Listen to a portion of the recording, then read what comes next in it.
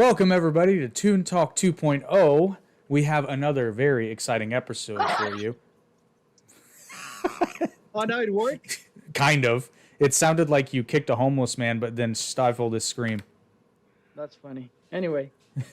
And if you were looking forward to the next part of the Star Wars radio drama, you have to wait. Sorry, not sorry. Well, I don't care what people think. I just want to have our guest, and then after the guest, they can all fuck up. I don't give a fuck. Exactly. Oh, well, let me tell you something before we start. Okay. I was in a party. My older sister is there, right? Uh-huh. And she told me that I need to be careful with the F word. You know what I say, Jake? You know what I say? Fuck that shit. Why the fuck would you need to do that? I got no fucking idea. Can you think that I can slow down with the fuck? Fuck me, buddy. I don't have a fucking idea. I know. Well, that's Anyway. where we met, was that party. And that's exactly That's what I right. was saying. I met this amazing guy called Nick. Well, actually, that's the first time we talk because we met Yes. because I got invited to do a documentary. Of course, like I don't have things to do, right, Jack? Somebody says, "Who want to make a documentary?" Me. Hey, but you're on tour. I don't care. But you're in a movie. I don't care. So I decide to jump in, and Nick will tell us more about that project if he wants to. And then I met him, and we have a really good conversation. I said, you know what? This guy needs to be in our podcast. And ladies and gentlemen, Nick Medina. Well, hello. Thank you for having me. Yes, I was a little frightened when I got the invitation because Virus, that's what we call you. That's your pseudonym, right? Virus Yes. over here. We were playing a lovely little game. We're going around the circle. Do you prefer muffins or cupcakes? And everybody's got to say, oh, I like cupcakes, or I like muffins better. Oh, what are puppies or kitties? What do you like better? And this guy comes around to him and he goes, murder or suicide? What do you like better? No. First of all, I start lighter. I say pee or poop. Yes. Well, that was a great success because Well- everyone agreed. Poop. Well, wait. Are we talking ingestion or expulsion? Whatever see- it means to you. You see why he's my Whatever friend, it Nick? means to you. Whatever. Yeah. But No, these are important details that I Yes. feel like a lot of people didn't ask beforehand. Oh And no, to they be were honest- asked throughout. Oh, Asked okay. Throughout. Because Yes. that's key. The delivery is key. And you know what is funny? I was controlling myself because it was people that I didn't met before, and my older sister was there. Because Nick, you don't want to see me on leash. Oh, Everybody no. gonna start No. running out of the party like right or getting naked. Even Well, he's better. over here. He's over here. The dog. Everybody else is petting the dog. He's pulling the dog's tail, and And instead what of getting happened- mad at him, it comes and starts humping him. It's So like this is the humping me. character. Yeah. And I was sending mixed signals to the girls in the party, but nobody catch up. No. I think they said I'm kidding. I'm we're kidding. gonna Everybody knows. 3-foot pole. Yeah, but so that's how we met, and the documentary that I invited to direct is, well, Nick, why don't you explain it really fast what you guys do over there? Yeah, absolutely. So this is a program in our city. I don't know how vague we are with this kind of thing, but through a theater company working with a variety of schools, both public schools and private schools, go in and work with middle schoolers, high schoolers to put on a Shakespeare play, a 30 to an hour long Shakespeare play with just the kids. And that's quite an undertaking. It's sort of ridiculous. But at the end of the process, the sort of the best part, the part that I think made all the work worth it, was they rented out a professional theater, huge, beautiful courthouse-style theater with all the seats around, 3 levels of seats and balconies, and a beautiful lighting and all of that design and everything. And the kids came and performed for each other. And they were rootin' and tootin', rowdy crowd, like an Elizabethan audience, hissing and screaming, and to see the middle schoolers seeing the high schoolers make out in Romeo and Juliet, and just almost rolling in the aisles, that they're so like overwhelmed with it. A lot of fun. And they even let me perform for part of it because we were short an actor. So I got to make my debut with middle schoolers. It was quite a performance. And it was pretty fun, to be honest with you. When they invited me, I went to a couple of rehearsals. I visited the schools. I started doing some filming. And I didn't know what to expect, to be honest with you. Everybody knows that I'm a freak for everything that I try to do, right to the limit. kind of like middle school. But suddenly, when they were there performing, I go like, holy shit! Thank you, America. You are not in a third world anymore. We're not in a third world anymore.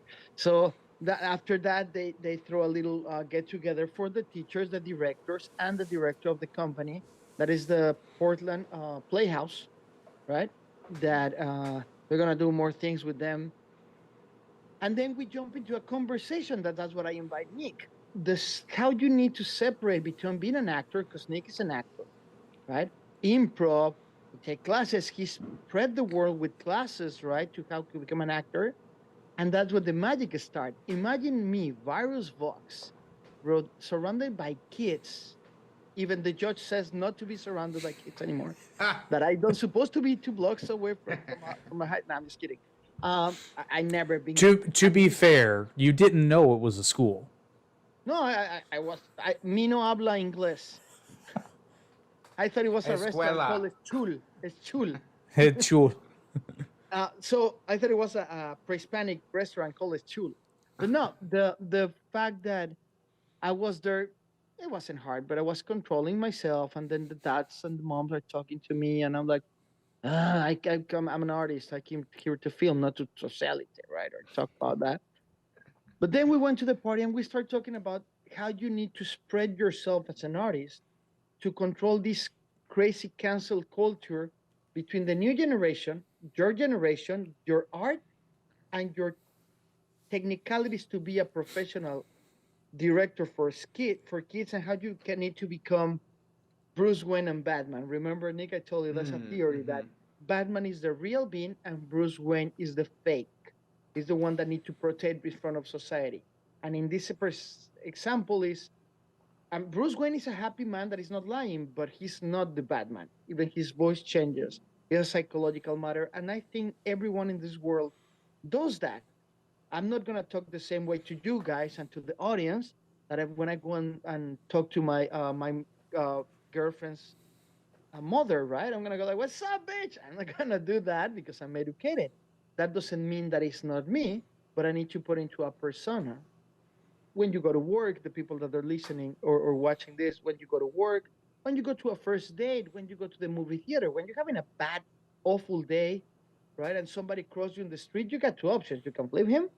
You can tell him, fuck you. You can stop, or you can take a deep breath and take this Bruce Wayne persona and say, go ahead, right? So I found myself in this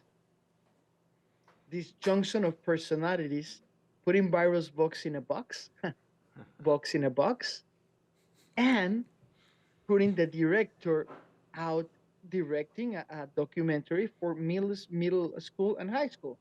And I found really interesting when one of the directors, because he was many directors and professors, Nick was talking to Carl, I think that was his name. Mm-hmm. And they were talking about that, and I'm like, there's something interesting. That middle point, how to separate generations using just your alter ego persona, that is a society persona that I already explained, without losing yourself and not falling to the cancel culture of the next generation that you're teaching. Yes, I came with all that freaking idea, Jake. Don't look at me like that. I went to college. So there's many things it feels like to pick apart here. I'll let you start off, Jake, and then I'll throw in my thoughts here. Well, I do just want to share, and Virus, you would be aware of this. There's talking about the whole Batman Bruce Wayne dichotomy. There's an episode of Batman Beyond, which I'm sure you've seen, Virus, where Bruce Wayne is allowed to visit the Lazarus pit and get some of his youth back. Oh, no, I'm sorry. I'm thinking of a totally different episode. There is an episode where there's a villain in Batman Beyond called Shriek who basically manipulates sound in many ways. Yeah. And one of his dastardly plots is to take over Wayne Enterprises by implanting a small microchip behind Bruce Wayne's ear in a board meeting so that he thinks he's hearing voices in his head, or at least that's the plan. But Bruce is convinced that he's not crazy, even though by the time Batman Beyond rolls around, he's an elderly man. And everybody's telling him he's crazy, except he knows he's not. And at the end of the episode, his protege, Terry, asks him, he says, how did you know? And he said, well, first of all, the voice kept calling me Bruce. That's not what I call myself. Hmm. Hmm. How he Interesting. called himself Pucci Mama, Pucci I'm, Pucci. it's a mystery. I don't know. But yeah, I really think, and jump anytime you want, Nick. This is a conversation between friends. Yeah. I believe that everybody has this double persona all the time. Me, of course, I'm the entertainer virus box. And the other day was really funny because I'm in extremely pain, right? But like 2 weeks ago, Jake knew, of course, is a closer friend. My Achilles tendon was frozen. I Oh. couldn't walk.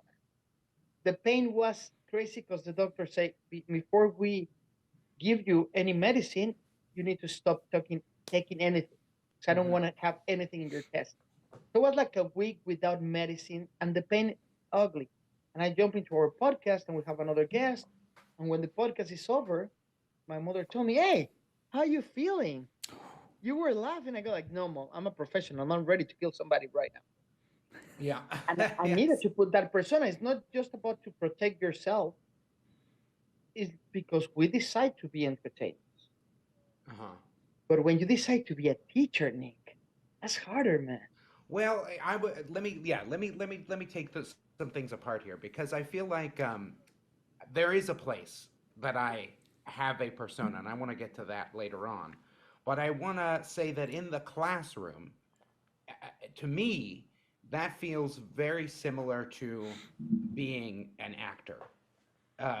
In that I am entertaining first and foremost, in the sense of I am keeping people's attention, I am drawing them to what they need to be drawn to, I am trying to present a version of myself that is helping them along and what I want to help them along with, and I don't feel a real disjoint between that person and myself. And maybe I did earlier on. I originally I worked in a kindergarten classroom as an aide, and I think that definitely you're playing a character much more. But with my students, with my both young, because I work with everybody from K through high school through to 55-year-old adults, is that I try to be myself. And the modulating that gets done, I do not with me and the whole class. I have to modulate between everybody in the class, especially with the adults, right? You're working and you have to talk to this person completely different than what you have to talk to that person, that person, that person, that person. So to me, it doesn't feel like I'm putting on a mask or I'm putting on a character for that. It feels to me that I'm twisting the dials. Okay. This we need a little bit more of that today. We need a little bit more of this today. We need a little more energy and volume. For these guys and these guys, it's going to help them if I'm calmer and more relaxed. So to me, I don't feel like I'm Batman. Putting on a mask or taking off a mask. I feel like I'm sitting I'm sitting here and moving the dials up and down and just trying to calibrate to who's in front of me, what I'm trying to do, and what I'm trying to get out of them in the moment, if that makes sense.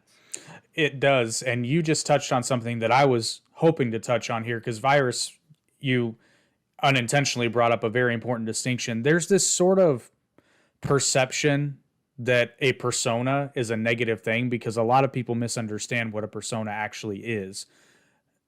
A negative person, basically a persona is just the face you put out to any given audience per se. That's not inherently bad. A lot of people though associate a persona as a false representation of who you are. And what you just said perfectly illustrates a positive persona where it's like you said, it's not a mask, it's it's different tuning, which would be a lot more similar to say, which I know you're who hasn't seen Avatar, is it's not fake because in the movie Avatar, the Navi that everybody has that's their avatar, only they can access because it's made from their DNA. So it's turning the dials in a sense because it's still the same person, they're just in a different body. So that's sort of a physical metaphor for what you just described, which is just turning the dials. You're still the same person, but different aspects. And if you're really good at it, you blend it so well that you never give anybody the sense of, oh, that's not this person. Because one of the Yeah, criticisms, yeah, one of the criticisms I got when I was younger, much younger, was, well, when you're around your friends, you just act totally different. And I'm like, yeah, I can see that now because, yeah, I was putting on a mask for you, but when I'm with my friends, I'm myself. So that can be very jarring for somebody who hides who they are. And at the beginning, when you meet somebody, for the most, a lot of people, not me, I don't have a filter, right? Oh, But but I'm going to stop you right there because you do have a filter. I don't know, I don't have a filter in general. Uh I huh. have different levels of filter depending my persona. Uh Because huh. I just don't have one persona. Virus Vox, the podcast, and the singer from Again and Forever, the full is like a full personality with three different mirrors. Example again, when I say Batman and Bruce Wayne, they're both good people that look for the good and real. Well, I'm gonna go even closer to Peter Parker and Spider-Man. Spider-Man doesn't kill. Spider-Man doesn't hit and excessive like Spider-Man. I mean, like Batman. The guy's a good superhero. It's your neighborly Spider-Man, right? And Peter Parker is an amazing person. But if Peter Parker, when he put the mask, he doesn't say, "Oh, I need to pay the rent. Oh, my uncle died." No, but he carries that. Me, Virus Vox, the singer and the entertainer, is totally different than Max Force and the actor that has agents and Max Force and the writer, or Max Force and the chairman of the board of a corporation. Imagine if I go with sleeveless and a hat to a $2 million meeting, the investors go like, "Get the hell out of here." I'm not living myself. I'm not lying, Mm-hmm. but I'm giving the society, and that's what I mentioned before, the needs that they wrongly required for them to feel satisfied. Because if you go to Greenland, to Norway, to Sweden, you can go like this to a freaking meeting and they love it. You go like this here, and maybe in the right perception, Portland, that is what you are, Nick, for the people to know, it's a light, cool circumstance. But if I go to Beverly Hills, a place that I always go to eat in Beverly Hills, that the every time I get there, the owner goes and hug me. The chef is like, "What we having?" Everybody knows me. If I go sleeveless, they go in the back and bring me a jacket, because the society etiquette Yeah. as requires for you to overcome, and I'm gonna go crazy. Ready, guys? To overcome their lack of, to overcome their insecurities based on the ways that you look. If you look well, and maybe I'm talking about LA, right? New York, Chicago, Portland, they don't care. Oh, yeah. No. Uh, Indiana, they don't care, Jake. But let Oh, me tell you they something. they care a lot, believe it or not. It's just a different. It's You're a. white. That doesn't move. Because That doesn't no, count. no, you're right. You're right, Jake. Because if you dressed like me and wore a little scarf and a cardigan and your long hair, they wouldn't like you very much, right? Your You'd last name is you'd Medina, so they wouldn't. you'd turn you'd turn some heads. I don't know because I live in Indianapolis, which is obviously big cities tend to be. Cosmopolitan, yeah. Yeah, you see a lot of different things, but you're not super far from the more removed areas. So you turn some heads. It's become a lot better, but it's nothing to see. As virus talk, it's nothing to see a guy in Wrangler jeans and cowboy boots even in the big city. Like Yeah. it's still a little corn fed. Well, let me give you a great example of this virus. So my other job, my main moneymaker, is I'm a professional benefit auctioneer. So I put on a suit, I fly into events, I go do nonprofit, raise a bunch of money, put on the charm. To me, that's the closest to this Batman feeling that I have, because that one, with the kids, they get a great sense of my humor. They get a sense of who I am. With my adult students, they get a sense of my philosophy and what I believe in. And with these guys, I have to be what they need in the moment for the That's thing, but let me you ask you know? something. That's your Bruce Wayne. That's your Bruce Wayne, or that's your Batman? Because Well, I probably guess it's your Bruce Wayne and your Batman in the stage. I guess so. It's my uniform. It's almost a con man, business. But this happened to be the last event that I did.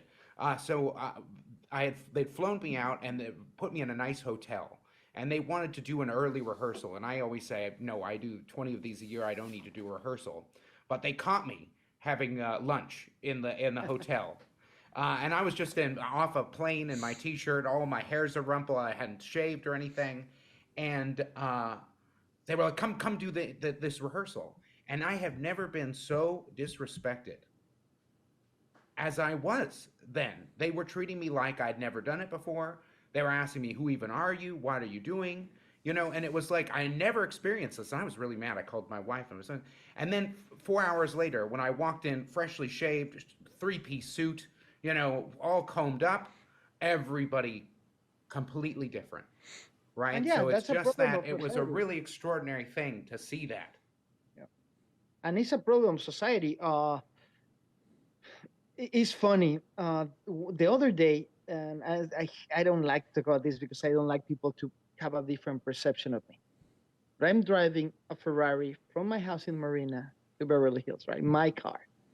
And I'm driving, and this happened. I was by myself, and usually the person next to you smiling at you. You're driving a Ferrari. And I'm taking the 405 before going to Beverly. I'm taking in that middle ground that is a lot of people from different places. But a little farther, I'm not going to say the race I'm going to say that it was two guys in a car. I stop, I pick up a black friend, right? That actually was one of my assistants, and somebody yelled at us, "Are you selling drugs?" Because if you see a Latino, and don't feel offended, don't feel bad, but it's part of the example. I don't give a damn. The guy was driving a fucking Corolla. I don't give a damn, right? But his perception is a black man and a Latino are driving a Ferrari is because you're a drug dealer. Just for the sake of the podcast, I yell at him. No, I'm a pimp, and your mother is my best worker. Because this is me. And nobody laugh. I don't care about racism. I don't care about people's opinion. But in the sake of this conversation, it's like people always gonna have the perception because their own insecurities. Mm-hmm. When you have that situation, Nick, they need to respect the artist for his experience and knowledge.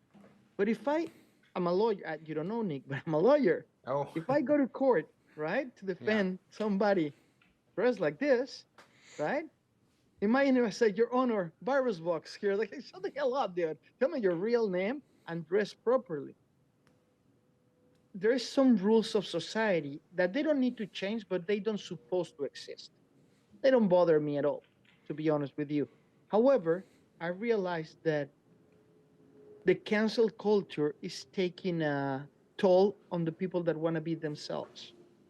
There's two different things between cancel culture and education. I'm a well-read, maybe Nick, I mean, or you, Jake, tell me. I believe that I'm a highly educated person with more than 3 degrees, right? That I know what I'm talking about. But you see me in the street, I don't care what car I'm using, and I don't care. I just want to go to A to B, and I rarely go out of the house. You know that, what month are we right now? November? This is my first party in the year, Nick. I don't go out. Mm-hmm. I don't drink. I don't smoke. What is the point to go out? Usually, in a party, happened what happened that day, Nick. And without wanting it, I'm in the center, and everybody's laughing at stupid things that I say. And I don't want that. Sometimes it was fun. I really have a good time. But my point is that the persona inside the persona that I have, right? Mm-hmm. Do you guys remember the book Serial from 1936? It's a woman that has multiple personality, and is how she faced the multiple personality. In 1989, probably the 90s, Mary Jane Watson Parker, because Nick, this is an entertainment comic nerdy podcast, he went to do her first cast that make her the famous uh, um, soap opera stars, right, in the comics. And she was casting for the book Serial. And she opens the door with the long hair. It was when Mary Jane was the red hair blonde, red hair super hot bombshell, and opened the door. And she says, if you think to the casting guys, you think I'm going to do this, I don't need to do this for you. I don't believe in you. You are not, I'm better than you. And the guy's like, you're asking us for a job. Why'd you do that? Why'd you do that, Mary Jane? And she said, like, I'm not Mary Jane. This is how Serial would do it. And she left, right? And she got the job. She put it into a persona because the problem is not the person that talks and shows the persona. The issue is how society responds to a precognition of the way that you look or you dress. Yes. That's the problem. It's not the person that he is with But the I. I mean, here's the thing. I wonder, is it a problem or is it a tool that one can use to get what one wants? Every situation is a problem until you have the right tool to avoid it Yes. and make it easy. So Yeah. it's a tool if you know it. Yeah. So everybody out there, if you want to go and use a beautiful Illuminati hat sponsored by Illuminati, every time, and you feel comfortable with that, understand that this tool will help to your goal. And meanwhile, you know how to use it and not abuse it, like every tool in the world, will be good for you. Can I? Sorry, Jake, to keep jumping in here, but can I roll back a little bit? So the character that I met on Saturday, how much of a persona is that? I don't know, man. That's gonna be hard to say. It's like, um, I joke a lot. Uh huh. Probably, I never thought it was closer to myself, but one step farther for respect to my sister circle. Mm-hmm. Me, I will be eating more, but I don't eat in other people's houses because I don't know how they cook it. I'm allergic to many things. But if Uh-huh. I say I'm allergic, right away he's allergic, right? It's like when you go on, when you meet somebody, people have this weird perception, but every time we meet somebody, we are on a date, Mm. regardless of Mm-hmm. the perfect example. Jake has talked about it, the way that we met. Mm. Jake, he got somebody cancel their podcast, and he was scrolling TikTok, and then he saw this fantastic music revelation called Again and Forever, and he texts me hoping for the best. And I answer, and I'm like, sure, when you want to do it? And he's like, tomorrow. I go like, sure.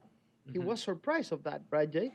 Oh, I figured you would be too busy. I was not expecting. In fact, I didn't even ask specifically.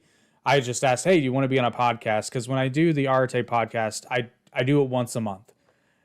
It happened to be the end of the month, and my guest that I had lined up canceled last minute the day before, and it was like 2 or 3 days till the end of the month. So now I'm like, crap, I need to hit my own deadline, mind you, but I wanted to meet that. So he said, sure, when do you want to do it? And I was like, you couldn't by chance do it tomorrow, could you? Haha. And he was like, yeah, totally. What's your email address? I'll send you the press kit. And that's not the funny part, Nick. The funny part is we did a great podcast. I got my other band members that they're not in the States. And it finished the podcast. And then I'm thinking, you know what? I want to have a company. He doesn't know. He knows Virus Box. Haven't a clue. A clue. And I called him and I said, hey, you want to do a podcast with me? And he's like, sure. I said, you're running the company. We can do a lot of ideas. Because I don't want to sell myself, Nick. I try not to. I try to contain myself. And Jake is like, oh, he thought he was going to be a guest. But then he did the thing that everybody's supposed to do. He Googled me. And then, please, Jake, please, you continue the story. So, fun fact about me is I have been screwed many, many times in my past. So, I've learned before you do business with anyone, Google them. You will find out one of three things. The most common is that they're full of shit because you can't find anything except their Facebook page. Two, you find out that they flat out lied to you, which is a nice little, okay, bullet dodged. Or three, and this is the rarest of them all, everything they say is true and verifiable. Every single thing. I found his IMDb, I found his company's website, and it was easy. I didn't have to dig. Found his LinkedIn, which LinkedIn's real easy to find, right? Blah, blah, blah. And all of a If you have sudden, my name. yeah, but I didn't. Yeah, but I didn't have your name. I just knew you as Virus. Yeah. And then he told me his name, and immediately after he hung up the phone, I ran to my computer and Googled him. And what happened now? He's the owner of Already Media, and we're doing as many podcasts. And now he's doing one a week with me, and we're proposing three because I'm a businessman. I'm a businessman that happens to love entertainment, that happens to sing okay, that happens that I go 100% in everything I do. So what you saw about me was myself without the working part and the commodity part. Uh, I hope nobody gets so hard feelings, but I hate fucking dogs. What does that mean? Are you guys there? Yeah. Yeah. What does that mean? Fucking ducks. I I say I hate fucking dogs. When Oh, the dog oh, was oh! harassing I me, see what you're saying. I Yes. hated it, but I'm so Yeah. educated. Yeah. I'm so educated. I didn't want to be rude. I mean, the dog was humping my leg in my $200 jeans, and I'm like, Yes. Yes. Well, but but you got the dog. The dog was doing that because you got it all riled up. well, I'm sexy by nature. What I can do? I'm you bringing sexy were back. provoking Yeah. the dog. Hey, I just know. looked there and I said, "What a cute dog!" That guy was horny, Oh man. no! He's rubbing it all over. I told you, literally pulling the dog's tail. So so so Yeah. what you're saying is you shouldn't have been wearing those jeans. I know. Well, no, we're not going to victim blame. Jeff, please. Do you know what? Uh, The reality is that when Justin Timberlake wanted to make a career by himself, he wrote the song "Sexy" back because of me. So that's the thing. That's how it works. Believe Now, it or not. I did get to see you in a professional capacity, and you were very different. You were very, very focused in. I mean, I was flat. I'm you not were- talking to nobody. Yeah, no, Yeah. you were working. He was doing camera work, and it really felt, at least for me, you were projecting a professional. You know what I mean? But It you was see, like, the oh, guy damn, behind the this lens, guy knows what he's doing. and let me tell you another story. Really, Jake, you don't know this one, Jake. And actually, I thought, why Jake is not here with me? Because let me tell you, cast, people, guest, audience, Jake just passed another test of Krav Maga. He's a fucking killer machine. I don't know about that. I got hit a lot. You're a killer machine, period. So I got a lot of cameras. When I say a lot, Nick, I got a lot of cameras. The one that you saw is one of the few that I travel with, just in case I want to do something. So somebody say I wanna buy your camera, and I say okay, let's meet. I gotta record, and I'm carrying a 6K Blackmagic $6,000, right? And I met the guy. Supposed to meet the guy, but I saw it was a con thing because the guy in the picture was white. The guy that wanted to meet me was black, and he was like 6'2". And I told him, let's meet in the front door, or no, I'm in the back. And I'm like, give me your phone number so I can locate you. And he's like, don't answer, don't answer. So I put in my hand on Facebook. I send the thing, and I saw the guy how he turned his phone. And he's like this. Press it again, his phone turned. And like 40 feet away, I said, you really want to do this? You really want to mug me? And the guy's like, hesitate. I go like, you really want to do this? And I got the tripod in my hand. I go like, come on, just, the real crazy virus box came out, and he just turned out and left with another body that was behind it. So they were waiting to mug me, and I went into the school seconds after, and I told Brian, the guy from Portland. I always forgot the name. Sorry, Brian. Playhouse. Playhouse. That's the name. Because in my mind, Playhouse sounds like a Bordeaux, a fun house of girls in Netherlands. We have plenty of those in Portland. Yes. So, yeah, what my sister told me, I'm working with Portland Playhouse. Say, no, Blanca, you can do better. So my point is, like, they were just trying to mock me. I got there. I got pain in my foot. So I don't know if I was hobbling a little bit. The pain is massive, but I have pills in that day. And I'm serious because I'm doing a job. I cannot go there and tell the kids, hey, what's up, motherfuckers? Virus is here. And that's what I say, that society controls you based on the education that was given to you by your folks, whoever that is. Now, when the party was over, right? I mean, when the work was over and we met in the party, to answer your question that took me 25 minutes to answer, probably 80% of Batman was there. Mm-hmm. Bruce Wayne wasn't there. This doesn't mean, please, I want to clarify that when you sue me on a suit making a $2 million deal, it's not me. It's just what I went to school for. It's why I've been educated by so many important people in my life, of course, not in the world, right? To portray, execute, and make the good things that I need to do with people. Because I manage a fund, Nick. Imagine if my investor watching this podcast, they're like, hey, get my money back. But yeah, that's 85%, 80%. Mm-hmm. But how you deal with that, man? Because you're married, you go to the school, everybody. I saw your kids. You're not a casualty that you're here. I saw how the kids react to you. And I'm not criticizing everyone. Everybody did an amazing job. But I saw the connection that you have with your kids was different. Was a feeling around your bubble. Well, those weren't even my kids. My kids, because of the strike, I didn't even get my kids. But I think Mm. part of what it is that I don't put on a character for them. Oh, so you're making fun of me? Come on, bring I the am a motherfucker. character. No, no, no. I am no. But like you were saying, that we do put on the mask. I don't put on the mask, or at least I try not to put on the mask. Yes, but You know when what I I was mean? cursing everyone and making ironic sexual jokes in the party, you were laughing and reacting. If a kid tells you that same joke, you will be going, "Oh, what is wrong with you?" That's a Well, mask. but if you were to make that joke in front of the kids, I No, would no, no. say the If I say same thing to you. if a kid No, says no, I says know, the but same I'm joke, saying, but I will never do it in front of a kid. there are different rules for different places. I don't think that makes us. It's like playing a board game, right? Like you playing a game where there are rules doesn't change who you are. You're still the same person, but you're Have you abiding ever by the played rules of the Risk? space, and it Have you ever brings out played? a part of me. Yeah, it Yeah, brings that's what out a I'm part saying. of me that's there. I think that there are, for better and worse, and some rules are worse than others. But I do think Yeah, that there are rules in different places, and that we have to abide by rules in different places. that's the Uh, thing. We need to abide by rules. Like I say, they don't bother me. They don't need to change, but mhm. they don't exactly need to exist.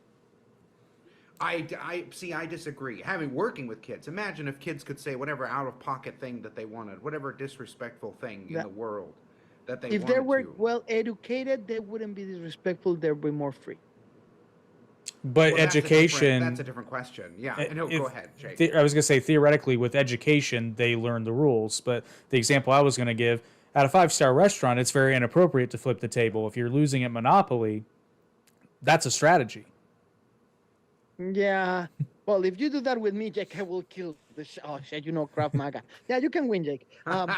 You guys remember Risk, the game Risk? Hmm. I used to play in my early 20s, probably even younger, with this group of guys. That the rule of the table was that when you actually win anything, one army or 20, you need to be nasty and trash talk. That was the way it was played. So it was fantastic. And at the end, the winner has the chance to write something in the board really offensive to the other competitors. You open that thing, and from the moment that you open it, everybody's reading it. It was just pumping you up, and it was part of the game. If we use those rules trying to play with somebody and you win one army, you're like, Stalking motherfucker, you're a like blah blah blah blah. I'm not gonna say more because of course YouTube is gonna cut us again for my beautiful, colorful way of expressing myself. Um, it wouldn't apply. Like I say, it doesn't bother me.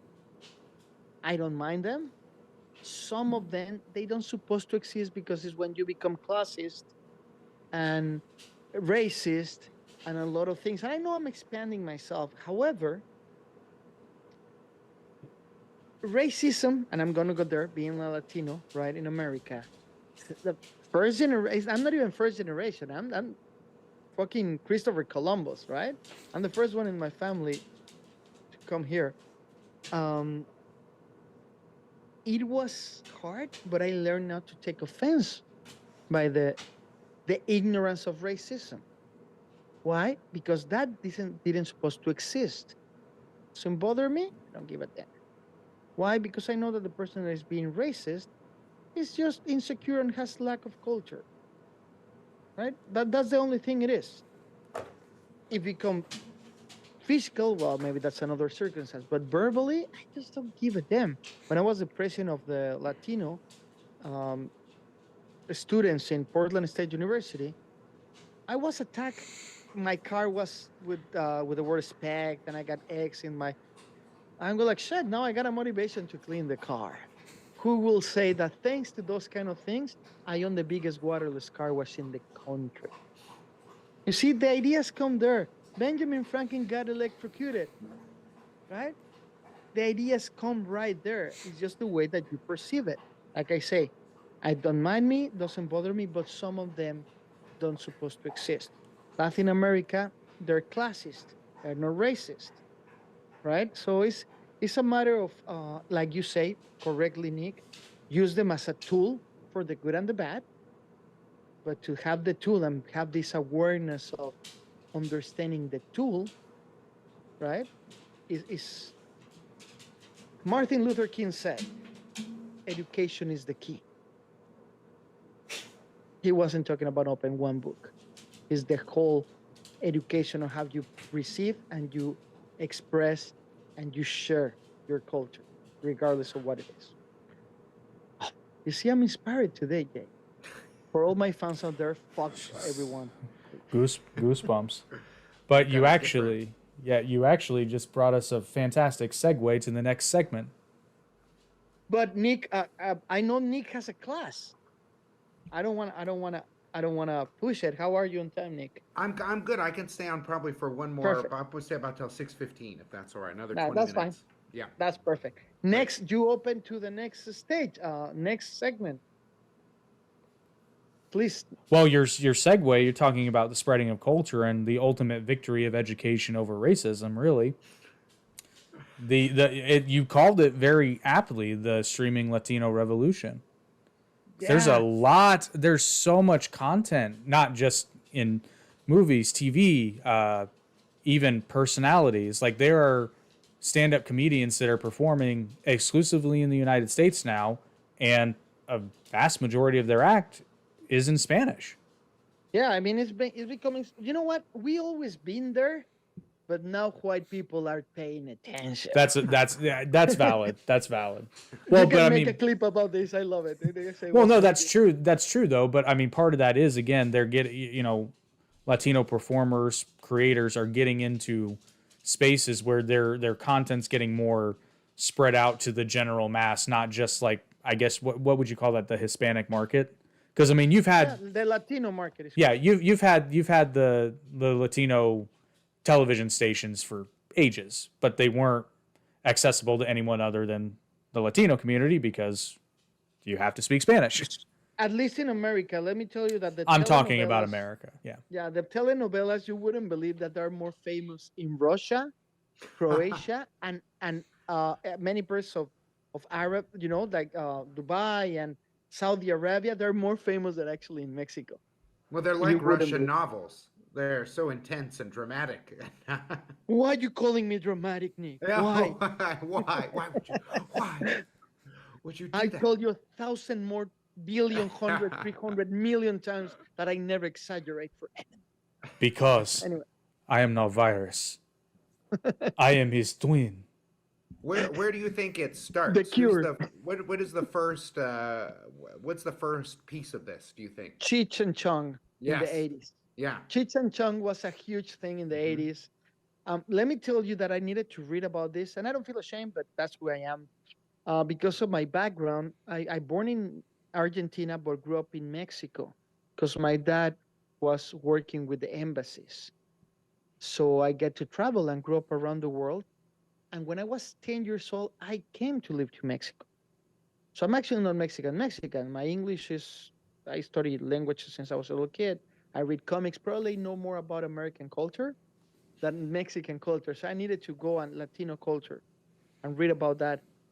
But I think that Cheech and Chong in the 80s, at the late 70s, were the first one erroneously and wrongly showed the Latino as a drug addict in the 80s, but it was funny. It was a comedy. It was an exaggeration of the fact, not a reality. However, I think that was the first one that hit big for America. And to say it hit big, I mean, I saw recently a clip from an outtake of Back to the Future. Michael J. Fox. Have you seen this with him in the wife beater? Walking. No, It's no, an no. outtake. He's dressed like Cheech. He's in a wife beater and suspenders, and he's with the doc, and he's doing the Cheech accent. He's doing a Chicano accent. Oh, really? That's And it's fantastic. wild. It is so strange to see little white boy Michael J. Fox do this, but that's how big it was that on the set of a Hollywood movie, they're doing an outtake where they're pretending to be Cheech and Chong. And you know why? Because they needed to approach the Latino market in America. That's what they did. It Back to the Future. I mean, you're talking to Jake, the biggest fan of Back to the Future, and yeah, I mean, Cheech and Chong was huge. Probably in music. The thing is with music is complicated. Lately, we have Selena Gomez, right? Well, We have this before last name.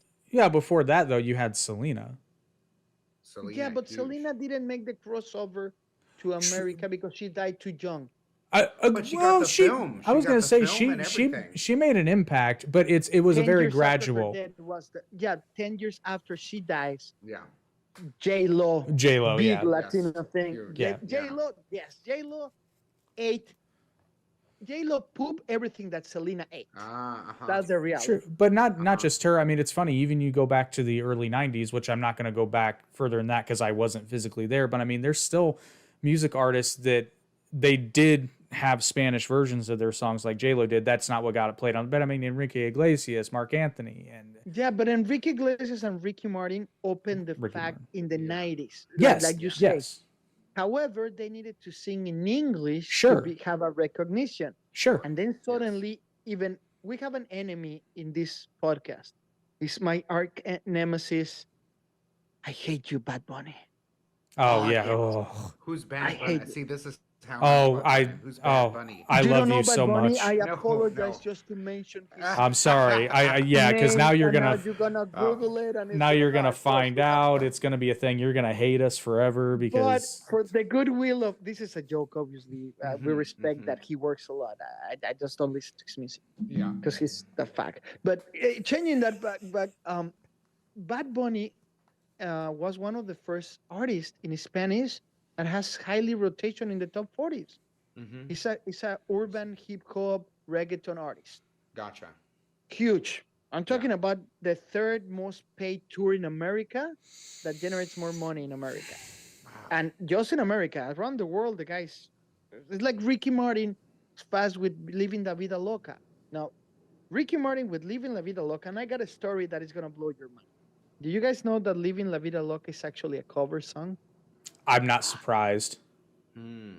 So, Robbie Draco Rosa, he was a friend of him and he was member of Menudo. Mm-hmm. And I'm going to go to Menudo right now because Menudo break a lot of things, open a lot of doors. So, when Robbie Draco Rosa retires from Menudo, and they went again to the sexual thing. He got a mental state and he started using drugs really hard. I believe that Robbie Draco Rosa is one of the biggest musical artists in this century. People don't know that.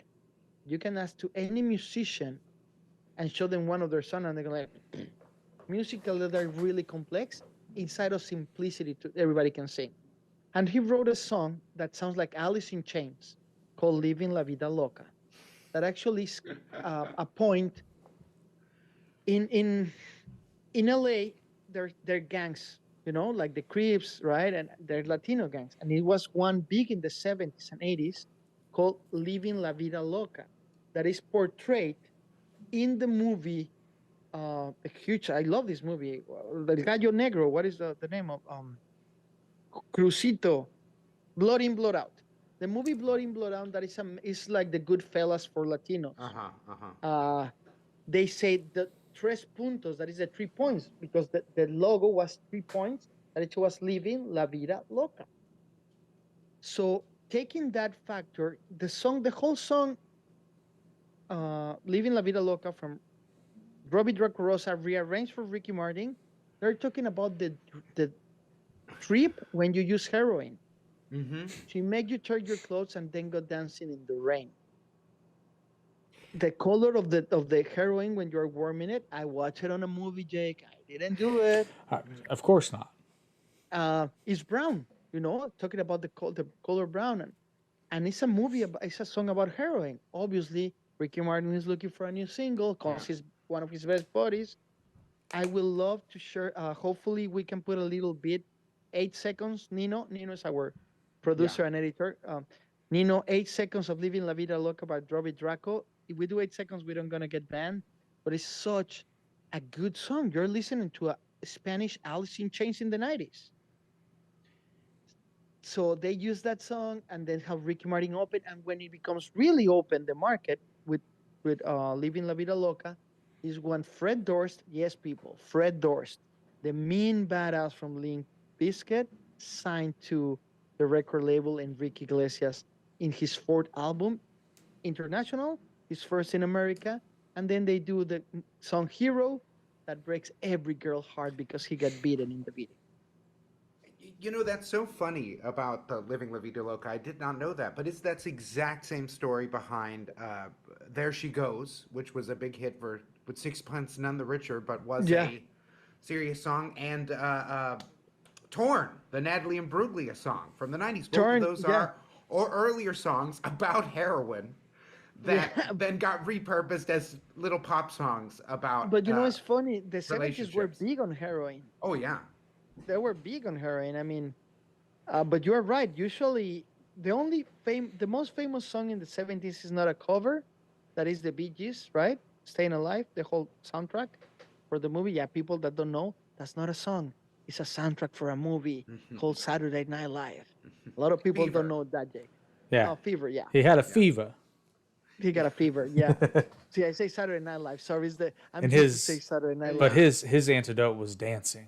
Yeah. He just wanted to dance. But that does go to, yeah, I guess poetry in general, music, lyrics, that they have to have ambiguity, you know, that it works because it's about multiple things at the same time. And then they make it covers in the 90s. But you see, that was a problem. And that's still a problem. I don't supposed to say this because I'm doing an album of reimagining songs, right? For everybody to know, please visit our YouTube channel, the new video from Again and Forever. The name of the song is Black Hole Sun, original art portrayed and performed by the late Chris Cornell and his band Soundgarden. We got the rights to make the song and we make a reimagined version. The video is amazing. It was directed by somebody that I know, edited by somebody I know, designed by somebody that I know, right? Got two thumbs. Anyway, so I highly recommend it. But sometimes making a cover of a song, it will damage more the progression of music and the progression of next generation that actually, because we're never going to have a new song if we don't do that. However, reimagining a song is a song portrays the rule of reimagining a song is you keep the melody, the notes, or what was the third thing? Was it the lyrics? Or you always It's keep the lyrics? Lyrics? No, you can keep just one. Even you keep the lyrics, or you keep the notes, or you keep the melody. Those are three things. You can keep the three because that's a cover song. So we just kept the lyrics. The rest is a new song because you're reimagining the song. Yeah. Speaking of Black Hole Sun, I don't know if you've seen it yet. I sent you a TikTok of a gentleman who reimagined Black Hole Sun by the Backstreet Boys. Oh, really? And it's actually pretty good. When was that? I sent it to you today, so it should be in your messages. No. When was he did it? He did I'm not sure. I think it may have been today, but I didn't look at the date. I hope he die in hell, and him and his next generation born to. It's not hell. the whole song. I'm just kidding. Yeah, let's get Bad Bunny in here to reimagine. But to get back to, because I'm sort of interested in this topic, this Latino Renaissance. You know, it reminds me of the '70s and the Italian Americans in the '70s, right? Is that like there's a certain tipping point where you've been in the culture long enough, steeped into, you know, you become Italian American, right? A part American, hybridized, you know, that then the culture finally decides to metabolize and take in your art and everything, and it becomes very cool. You know, so it sort of reminds me of Scorsese and Coppola and stuff in the '70s. Well, and then now Saturday Night Fever, right? Yeah. Well, and then now you're right. It's coming now for Latinos because you've got some very famous directors. You know, Guillermo del Toro. Just watched Kronos last night. Amazing film. Yeah. Cuarón, El Negro. I don't know what his name is. Robert Rodriguez in the '90s and early 2000s. Who directed the movie with I forgot his name. The girl from Speed. Sandra Bullock. Thank you. I I don't know. see her You and I always know. forget Greatest Sandra actresses, Bullock. I'm so amazing in love with actress, her. I'm so in superhero, love a with, and superstar. she's an amazing businesswoman. Yeah. She just got paid for Speed, and after that, she produces all the movies that we see her because she says that she will not give herself away. Hmm. Again, too bad because I will take that in a second. But she was the first American, white American, that helped George Lopez. The show that we saw in the 20 years ago, Lopez, right? The producer is Sandra Bullock. A lot of people don't know this, and it's obviously they're great friends. And now George Lopez released he stopped doing TV. He went on tour, grew up as a comedian, amazing, more than 3 specials in HBO. He went extremely political in his last one against Trump, wrongly, but he was making comedy, so I can take it. And then finally released a new show called Lopez versus Lopez, introducing his daughter. What a good comedy, but more than the good comedy, you're watching his stand-up spread in 20 minutes, right? So Netflix for everyone to watch. You know, in every show, in every sitcom, we always have the black icon, the Latino icon, right? The funny guy. In this show, we have the funny white guy.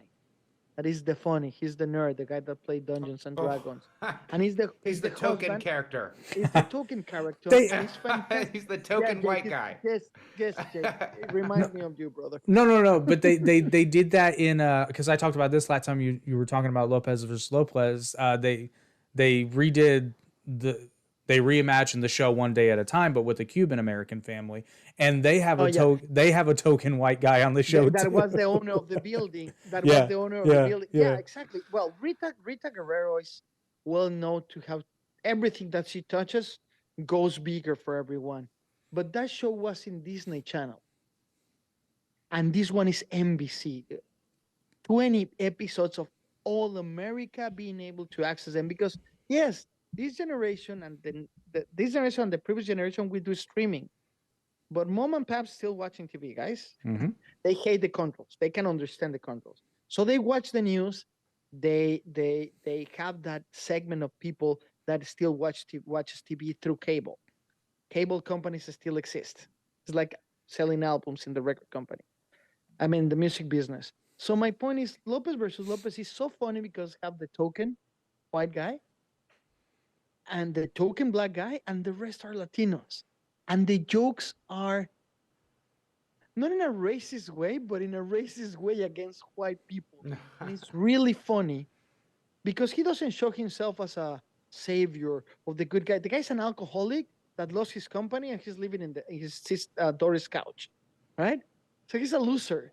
However, he's funny and he want to do it for the family. And understanding that the subtext of that concept is really interesting. That's what I wanted to talk about. Is if you guys want to go, check it out on Netflix and just don't. I mean, enjoy it and laugh about it, but what's the subtext? What really means to have a Latino family? And Well, all the yeah. Oh, sorry. Go ahead. No, no, no, I was gonna say. Well, there. I believe it was Jane the Virgin was a network show, correct? Was that? Yeah. So and that did. Yeah, You had one character that only spoke Spanish. Yeah. Only spoke Spanish. And that was what 15 years ago, right? no, Oh, Jane the Virgin.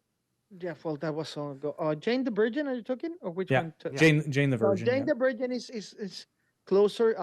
Christopher Peña and a friend of ours, a dear friend of my sister, I got the chance to watch his latest theater play 2 days ago.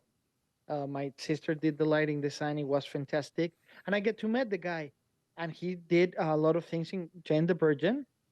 And he's totally Latino, but he writes in English. However, before Jane the Virgin was Ugly Betty. Ugly Betty actually is a Latino concept that they showed, and it was Ugly Betty, but they did an American version that didn't work. No, it didn't. But wait, okay. So, are you talking about the? Are you talking about the actor or the writer? Because I'm blanking on his name. Christopher Peña is the writer. Okay, yeah, I thought you were talking because the. No, Jaime Camil is the actor. That's right, because he plays Rogelio in Jane the Virgin. I really don't know, and let me tell you that guy is really is one of those guys that everything he tries, he does. He Yeah. got a radio station in Mexico, a TV show, a radio show, a soap opera. He was a soap opera and big novella, handsome Yeah. character, lead character. Yeah. Then he come to America. He actually, I've been fighting. If you listen to this, Jaime, because I know they might listen because there's connection.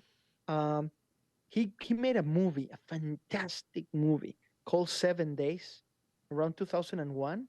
When I say a fantastic movie, Jake, Nick, the audience, fantastic movie, low budget, and the premises is a guy wants to bring you two to Mexico, and he needs $500,000 to do. Do you see how many stars, Funny. guys?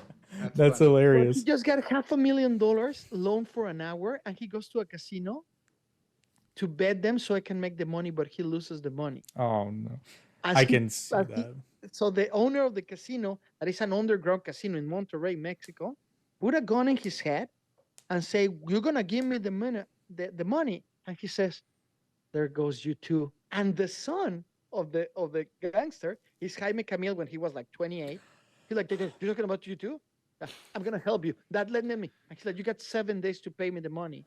So goes to this fantastic journey to get the money with investors, with people. The role that Jaime Camil plays there is funny, charismatic, powerful because he's a drama, guys. And I've been trying to make that movie, get the rights to make an American version of a guy, a Latino in Detroit, that he gets into gambling with the gangs to try to bring Eminem to a concert in Detroit. And I haven't got the rights. So Jaime Camil, if you're listening, just give me a call. You got my number. So, just two things real quick. The only reason I brought the actor up is because you mentioned Ugly Betty. Well, and now I understand why they probably did it, because the joke is, Oh. I thought you hated dogs. Oh, he's not a dog. He's my little dog. Oh. yeah, He's not a dog. I mean, he's a hairy human. I but feel like he's a conflicted man, don't you, Jake? yeah, he's an enigma. He is, but the actor that plays Rogelio in Jane the Virgin is the same actor who played, I forget his name in the show, but basically he was the male lead on the version of Ugly Betty that was produced in Mexico, La Fea Más Bella. Yeah. La Fea Más Bella. There you go. Exactly. It was, yeah, it's Jaime Camilo. He's fantastic, man. There's two Latino people that they supposed to be world stream, and Jaime Camil will be one. I'm not Mhm. begging for the rights, doesn't matter. And there's another one. Oh, shit. Why I'm so bad with names, Jake? Cholo I Maridueña, s- no. because he's a superstar now. Olayo Rubio. He had the first podcast. Listen to this. This is our industry, Jake.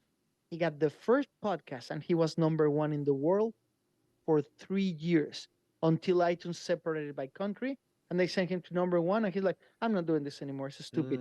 You listen to that podcast and the production, the podcast of 2000. When was the World Cup in South Africa? 2010. Well, that was I when guess? Shakira did her song. Yeah, the Waka It's time for Waka. Africa. So he did a podcast of 4 episodes about that, about one of a guy that doesn't have culture in Mexico win a free trip, and then the aliens from the movie Area 8. You guys remember that movie, Area something? District was 9. District 9. So the aliens from District 9 kidnapping, and the only way that he's not gonna get raped is if Mexico wins, and if they tie, he's like, we say win and they rape the guy. It's so good and funny, that film? podcast. Oh, that it's a you podcast. listen. Gotcha. It's a podcast. It's a movie? I was like, what? I wish it was a movie. Here, But, before I log off, I want to throw this out there. What do we think of this? The skyrocket of this Pedro Pascal as America's daddy. What do we think of that for this Latino revolution? I'm not surprised. I mean, he did an amazing job in Narcos, and obviously that opened every door. He did an amazing job in mixed- The Mandalorian, considering he wore a mask 95% of the time. I'm so jealous that I didn't get that role. I got an accent and they don't have to see my face. Fuck you, Disney. That's supposed to be mine. And he did an amazing job in The Last of Us. He's a really good actor. I think he's the Andy Garcia of this generation, is my perception, because he's the main superstar, but he's not Robert De Niro. I think Robert De Niro, for for this generation. In the Latino version, is coming. I think it's somewhere Give hidden in there. Pedro Pascal time. Well, but Robert De Niro was really young when he Well, blew up, and right? Andy Garcia is huge, bro. Don't take me yeah, wrong. yeah, yeah. But I don't. I mean, it's amazing. It's great personally, but he's delivered the job personally. As an actor, what I just don't doesn't maybe because I'm an anal about everything and I really want George Clooney in The Last of Us, and that makes me hate Pascal because he doesn't look like as much as the character. So I'm a nerd. But yeah, Pascal is a great actor. What is the name of this fantastic actress just direct her first movie on Disney? Oh shit. You know what is the worst? I talked to the husband a week ago and we're supposed to have dinner. So he was married with Tony Parker. Desperate Housewives. You mentioned that name before, Latina and from I can't Desperate remember. Housewife. He was married to Tony Parker, gorgeous woman. Tony Parker, the basketball player, San Antonio Spurs. Don't make me Google it, guys. Come on, we're an It's entertainment. I know it's I keep thinking It Sofia starts with an Vergara, M. No, Ava but I Mendes. know I'm wrong. No, it's not Eva Mendes. Oh my God, I can't believe. Please forgive me, everyone. When I But say it it, just goes to show you how many that you're right. I mean, it really is a lot of Latino actors out there. Eva Well, Longoria. Ava Jesus Christ, Longoria. people. that's who I had in my head, but I was thinking Sofia Yeah, Vergara, but I knew I was yeah. wrong. I knew the name wasn't matching the face. We all believe you. Yeah. Yes. I said I was wrong. I knew I was wrong. So Eva Longoria, she got married with a great big entrepreneur in Mexico, that he's doing a great business right now, and they are in LA, and I'm gonna have dinner with them. And she just did a movie. Um, I think it's on fire. She's so sorry, everyone. Everybody knows that I forget the names, and I don't do drugs, right? So It Eva happens when you're Longoria, on a podcast. You just forget everything. yeah, but the problem is we make a living for this. So All right, she did fellas. a, Well, oh yeah. Go ahead. Go no, ahead. I really appreciate the time you've let me spend with you all. Hope it was a productive conversation. Yeah, it was Extremely. really good to have it here. Your viewers. Flaming Hot. Sorry, Flaming Hot. He directed the movie Flaming Hot. Ah. It's in Disney. Watch it. Really good and funny, and all Nice. Latino power. Thank you, Nick, for being My here. pleasure. You're Have welcome fun with the every time. rest. Enjoy your Batman. I'll see y'all out. See you all. Thank you, Nick. Thank you to Nick. He's a really good guy, right? Very, yeah. Interesting. It's smart and really good. Flaming Hot. Something that we need to watch. Yes. Richard Montañez, hush. My iPad is in Spanish. I don't get why.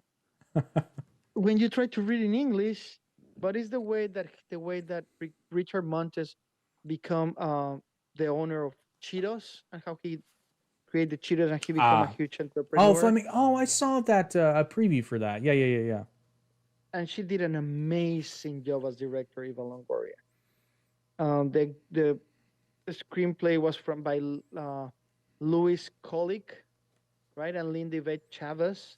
So it was really cool. Richard Montañez, he if you guys like Cheetos, this is the guy that you need to thank for. But yeah, the Latino movement, there's something about Latinos that you need to listen to. The band is called Again and Forever. Holy shit. I know. That's so good. And they sing in English too, so you have no excuse. You don't have excuse. And even our manager keeps saying for me to speak in Spanish. I just can't write in Spanish. Oh, for the songs? The thing is, when I hear metal, it's hard for me. And if you guys like it, you can go to my real name, and I got 9 albums of pop and rock. You want to enjoy it in Spanish? I'm already past that, right? I want to talk about 2 things that we need to celebrate. I want you to tell us about the Krav Maga test, because after 1 year, an injury, and a lot of times hitting the mat, please guide us a little bit to that experience, man. I mean, it was actually shorter than I expected it to be, but That's what your girlfriend said all the time. But yeah. well, that's her fault. But I think the reason being though was because a lot of us in there were because how many people were there? There were I think 12. Yeah, there were 12 of us, and all but 2 of us. It had been at least 2 years or more since we. You're supposed to be able to test every year. It doesn't mean you'll pass, but you should be eligible to test every year if you go to enough classes. But most of us, it had been at least 2 years since our last test that we took. So by now, pretty much everybody was ready. And then the other 2 people that were, and it might have been more than a year for them. I just didn't know because I guess they took morning classes more often than not. But anyway, we went through everything pretty quick. Everybody seemed to know. So the tough part was the stress drills. So that was. Can you explain us what that is? So basically, a stress drill. For a test, the stress drill we did, we got into groups of 6. One person's in the middle, and everybody else is either holding for rapid striking, so they're holding a pad or a kick shield or something. But then everybody else, no, I lied. That's wrong. That was the second stress drill we did. So the first stress drill we did is one person in the middle, and then the other 5 people are basically just fighting you. Now we're wearing mouth guards and gloves. You say biting you? Fight. Oh, I heard you say biting. Like, what the hell? What kind of sport are you doing? And if you're in the middle, your goal is survival, and the point of it is to wear you out, but it's also to show you how important running is. Because 80% of it was just running away from them, and then you might get a pot shot in, or you might be able to push somebody into somebody else.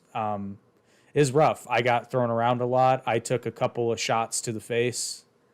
I took one when I wasn't in the middle. I took one really good. She got me good. She elbowed me right in the chin. Oh. And it was which nobody's going crazy, but I mean, there's a lot of things flying around. So you got rocked a couple of times. I think I may have actually not broken my nose, but I think it shifted. Your beautiful entertainment nose. What are you doing, Jay? Here's the funny thing. I had on my left side. It's deep to the left. Yeah, I know, because I had a deviated septum. Not fully, but I don't know. It might be in my head, but I feel like I can breathe better through my nose, which was always a problem. She helped you. Yeah. Yeah, maybe because I took a couple of shots straight to the to the schnoz, and because it felt like I had it still feels like I have a zit there, but then when I go to feel it, there's no swelling or anything, and it kind of is tender. So I'm like, maybe it got shifted a little. I don't know. So now what level of Krav Maga are you? I am now at level 3, and the basics are levels 1 through 4, and then after that, it's basically different levels of black belt. But Krav Maga doesn't technically have a belt system, which is why they say levels. But technically, when you get to level 4, you're a black belt, and then there's just... For all the people that don't know, we're talking about Krav Maga that he's been practicing for what, 2 years, 3 years now? No, I'm in my 5th year now. In his fifth year. I didn't realize that I didn't realize it had been 4 years since my last test. Wow. So for everybody to know, that was created by the Israeli army, and it's a self-defense system that uses all your body and surrounding to protect yourself and avoid multiple person attacking. And did I do my homework good? Yeah, and Krav Maga likes to fight dirty. We love it, which is why it works. It works great for me because when I was actively involved in Taekwondo, I was a terrible tournament fighter. There were too many rules. I am not a naturally gifted fighter, so the fact that I can Krav Maga's fine with this. Let's say somebody shoves me to the ground and they're on top of me. If there's a rock over here and I don't pick it up and bash their face in with it, I have failed as a Krav Maga practitioner. Yeah, it's more realistic. It's a realistic. It's not an art. It's a self-defense system. You want to know where I get that explanation? Circle of Blood by Punisher. That's the way that he explains the Israeli fight Krav Maga. He's explaining that's where I got this explanation. So obviously they're doing the Punisher thing. So we congratulate you in this fantastic podcast. Well, thank you. And thank you for the post that you did about how we help you. It's again true. And forever. It's true, man. I did. I got to the parking lot super early because they told me it started at 11:30, but I didn't want a chance being late, so I assumed it started at 11.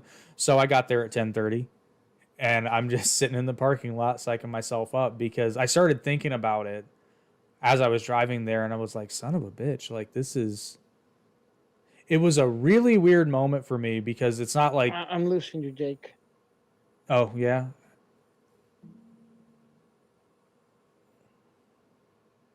you got me now. I lost you. I lost you. Yeah, I don't know what happened. Oh, I don't know. So yeah, you get there at 10:30, and what happened after? It was weird because as I was driving there, I wasn't hungry, but I made myself eat because I knew it was going to be at least 4 hours of very very intense. And as I'm driving to my school, I don't know if emotional is the right word, but I started thinking about everything leading up to it and how much. And then it hit me. I was like, wow, this has been a bit of a hurdle. And then I started to get a little emotional about it and thinking like, I'm gonna make this thing my bitch, like, because I'm mad. Because I'm Yeah. mad. Every time I was close to testing, something would happen. The pandemic happened, or Yeah. I had a hernia that I had to get repaired, and then I tweaked my knee, and like there were so many reasons why I couldn't test. And so I was like, failure's not an option here. But not in the sense of like, oh, I hope I pass. It was like, no, I'm going to take this thing and I'm going to make You it went to my the zone. bitch. Yeah, I was getting in the zone. And then I knew I was going to listen to Kamikaze before I got there. But as I parked, Kamikaze came on and I was like, There you go. yeah, And I sent you another gift. you Did you did. like it? I did. That's a pumping song too. It really is. And I have a friend who loved the original and she will love that version when it's released. I have not told her about it yet, but Oh, you can talk to the people. We did the Reimagine next single is All the Things She Said, original by Tattoo and produced by the um, member or what was that famous band in the again, 80s? again and forever. No. In the 80s, it was a famous band, Super Radio Gaga, whatever. Anyway, the song is the original is from the two. We're doing the Reimagine song, and congratulations for being level 4 of Krav Maga. Level 3. We salute you. Whatever. Again, I'm forever salute you. Why, thank you. Now that we're in congratulations, I want to talk about something. There's four big awards in the United States in entertainment. Of course, there are many, but four big ones. The Academy Awards that everybody knows, right? The Oscars That are they're given trash by now. the Academy, but they're big. If you win an Oscar, you're good. Yeah. The press, that is similar to the Oscars, for movies and entertainment. The Tony Awards in theater, and the Carbonell Awards for theater as well. So it will be like the free press award, the Carbonell. I'm really glad to tell you that my sister won as best line designer in the country. So I wanted to say hello to my sister because of that. Blanca, she won for a play in Spanish called The Hurricane, and she won as best line designer. And yeah, now she's the best in the country. So isn't that cool? That's exceptional. Congratulations. Thank you. I keep telling her that. She's like, okay. But I mean, you're talking to I get it. a person that she did the light designing for Roger Waters, for Sting, festivals in New York. She studied in Bam, and now she's doing theater in Portland, and in Miami. Of course, it goes because the Carbonell happened in Miami. So she comes and go everywhere. But I'm like, you don't understand. It's just this. Then the Tony said, you got every award. And she's like, yeah, that means okay. I go like, no, your rate is going up. Of course, she's managed by a Force and Industries Corporation. If you want to find her, forceandcorporation.com, we can talk about her business there. So the next thing is something serious, but it brings a lot of questions that make me wonder a lot of things that I'm going to talk about right now. Where's my will power? This is why I'm not a Green Lantern.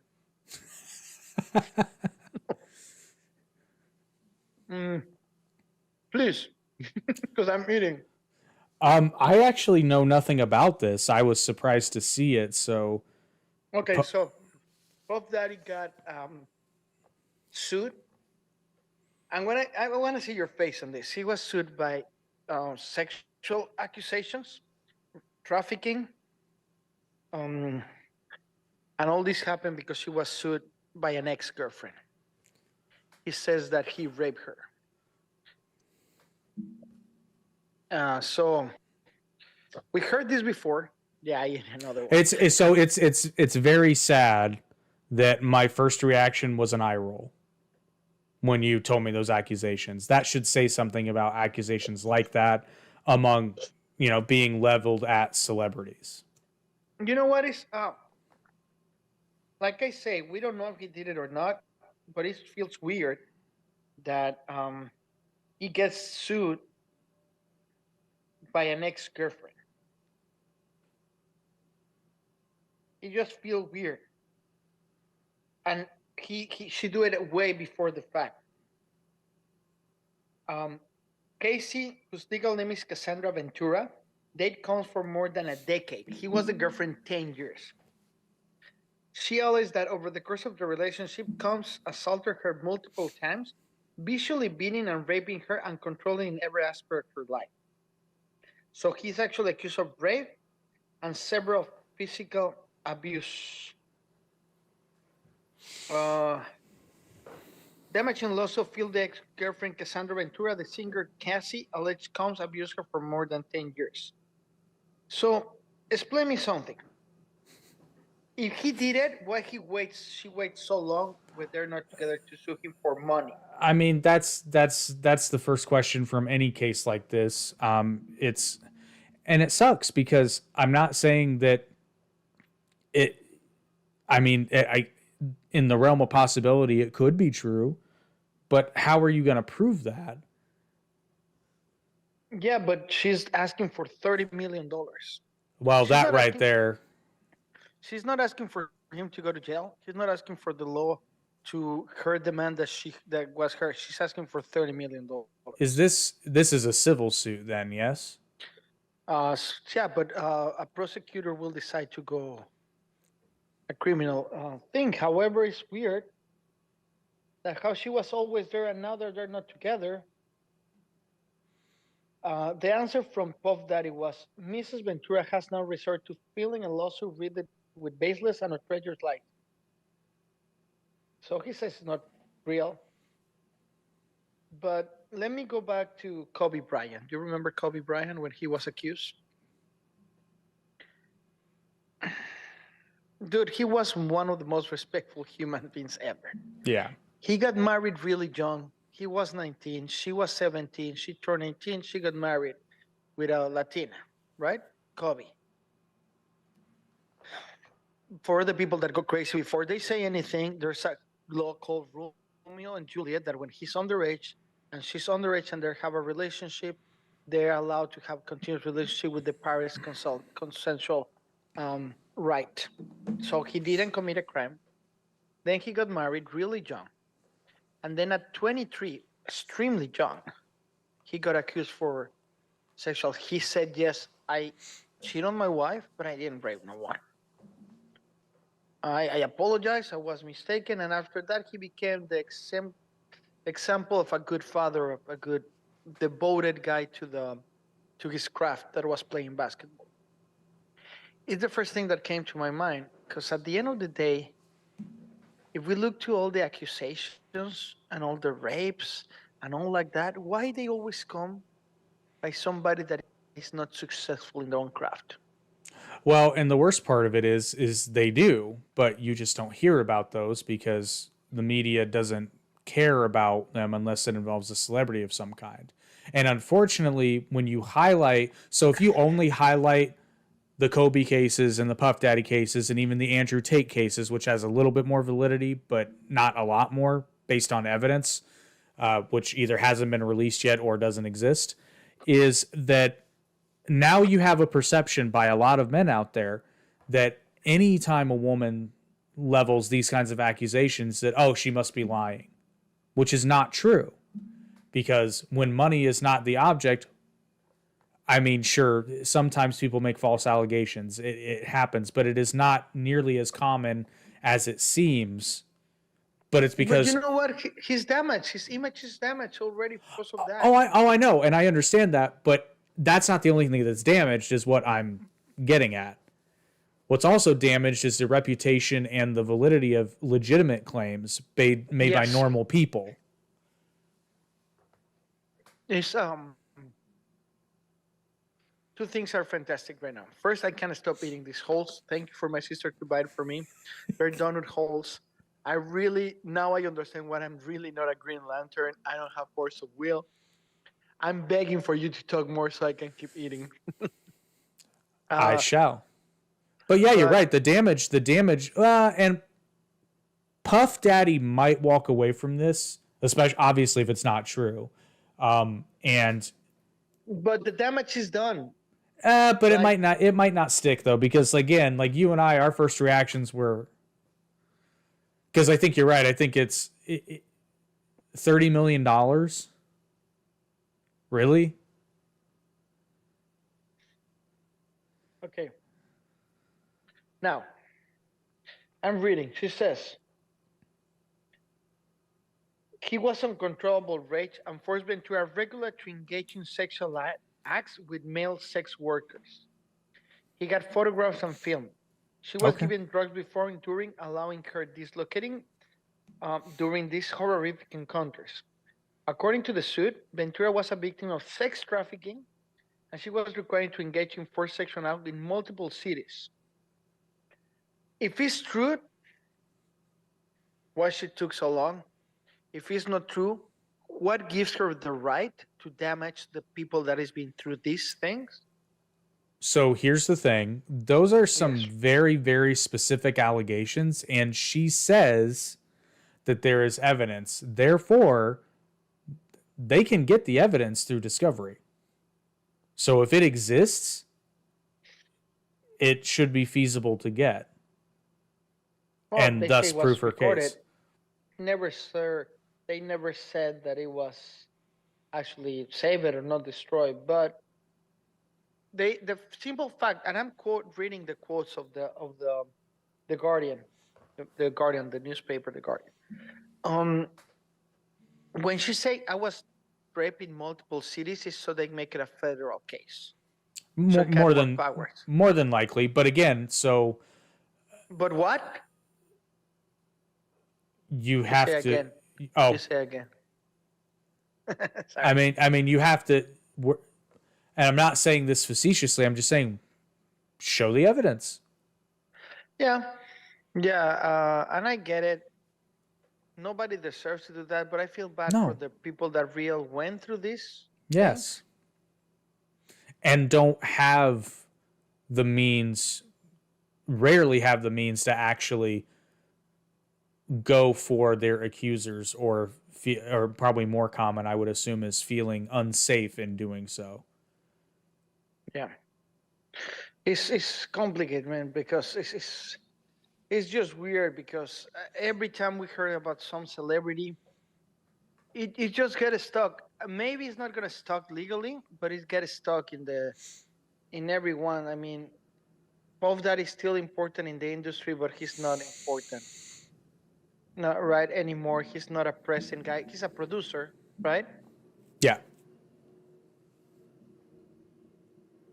Sorry. And the other thing that is find surprising is that Ego just asked me for the files of the new song when I create a whole beautiful, perfect Folder. group message folder that is not gonna name the name because we gotta use it future, but it's just for files. And he just asked me for that. Yeah, man, it's complicated that people are doing this thing. Hopefully everything goes well. Hopefully if he did it, he pays against the law. I was just gonna say I'm gonna say the same thing I said when the allegations were levied against Andrew Tate. If it's true, It'll stick. then I want him in jail. If it's not true, I think the people that leveled the false allegations should be punished. Yeah. there are complicated cases, and the feminists will support the idea of a female suing a guy. The society will roll their eyes and say, "Let's see what happened." Right? I'm in the part of the society. Hopefully, it's for the best of everyone. But come on. Yeah, particularly with the Puff Daddy case, it's like 30 million, really. Yeah, and I but don't want you to here's go to jail. but I just want 30 million. here's the worst part though. What will probably happen is they will probably settle. So Yeah. she's not going to get 30 million, but she's going to get some money. Yeah. More than likely, and it makes sense because honestly, and a lot of times, and it's not just these kinds of cases, even in liability, civil liability cases, it's often cheaper to just settle out of court. Yeah, but dude, why you take it to the press? Why you make a big thing? The people that actually went through these serious things are losing credibility because these stupid, selfish people. Oh, I agree. Yeah, 100%. That's one of my bigger problems with cases like this is because it takes away legitimacy from actual victims. If they take the time and watch the Law and Order SBU, they will understand. It's You a like good my one. new microphone? Audience? Yeah, we can. Now we can do this. Yeah. Now we can be like real radio podcasters. Let me put more echo. Say, welcome to 945, the Minneapolis radio station. Sorry, I don't know what I said that, but whatever. I want to talk about something. It's a big hello and congratulations. There's a friend of mine called Jaimie Beebe that, I mean, we're not close or nothing. We were friends on Facebook before I moved to America, and we never met. Okay, we never met, but we continue contact through the social media. And she released a podcast called Strictly Stalking that is 4 cases of stalking that connects with the Puff Daddy situation, right? Stalkers to celebrities and things like that. And I heard it a couple of times, and it's really good, well produced, well rehearsed. But yesterday or 2 days ago, she released a new podcast called The Last Trip Podcast.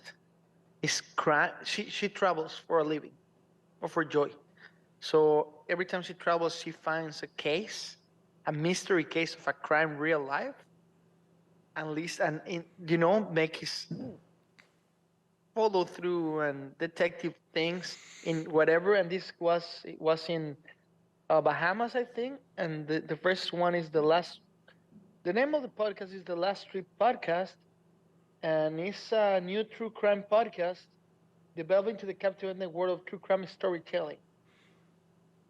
So if you guys want to, this is not a recommendation, but I want to say congratulations from Jaimie Beebe because she's doing a second podcast, and we need to help each other between podcasters because it's becoming a huge bridge between the super successful ones that eat the same of the same and the independent ones like ours. So I believe if we help people, people will help us back. 100%. And I would like to give, I understand why he did the podcast, but I was half joking and then half actually lamenting. Ben Shapiro was recently on a podcast that actually has less subscribers than our main podcast. Actually, has less subscribers than our secondary one too, but it's because it's a podcast about Judaism, so it made sense. But shout out to him for going to the little podcast. But I was a little... We have double the subscribers, Ben. When you want to do is guys talking really fast. Because he's incredible. Dude, I really throw you the alley-oop for you to say I have one with a fat Latino eating donuts. That's what your answer. That was the perfect answer. I would never say that about you. I'm not fat.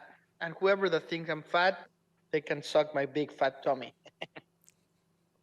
Anyway. And get in there and give you a raspberry. Yeah. So this podcast is going to be just after Thanksgiving. But for us that we're recording a week before, Thanksgiving is in 2 days. My favorite celebration of the American culture. Gluttony Day. Yeah, exactly. I already have a big, fat, juicy turkey. I already have a amazing pie with cranberries. I got more than 10 potatoes. And listen, people, this is just for me. And this is, I'm not talking about family dinner. No, no, no, no. I'm visiting mom and sister. And before I leave, because I need to leave, I've been pushing this for so long. For all those that were concerned about my leg, it's perfect. Now I'm jumping. I'm going to start working out tomorrow. So I really need to go to the gym and hit it like 2 hours so I don't feel bad on Thursday. Because Thursday, I'm going to eat half of a turkey, half of that pie, and probably a whole mashed potatoes. And because you're supposed to do whatever you want in Thanksgiving, because that kind of that day, I'm gonna be recording more podcasts with you. I'm gonna be doing the Again podcast. I'm gonna be doing a couple of these ones. I want to try something different. With it's gonna be a good day. I'm gonna watch football, eat more donuts. You know, my sister told me I'm gonna bring you these donuts so you don't start eating the pie. I go like, come Okay, on. okay, so preemptive. That was smart. Yeah, well, I'm almost finished the stupid donuts.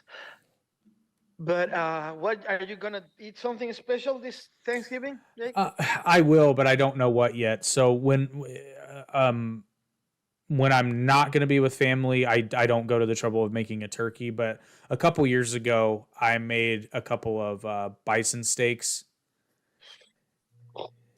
Yum. and some special sides. So I don't know what I'm going to do this year, but I'll figure it out. Let me tell you something, people. If you don't want to cook, you don't want to be with family, I'm gonna give you the most unorthodox Thanksgiving ever. Grab $40. You don't need more than $40. Listen to me.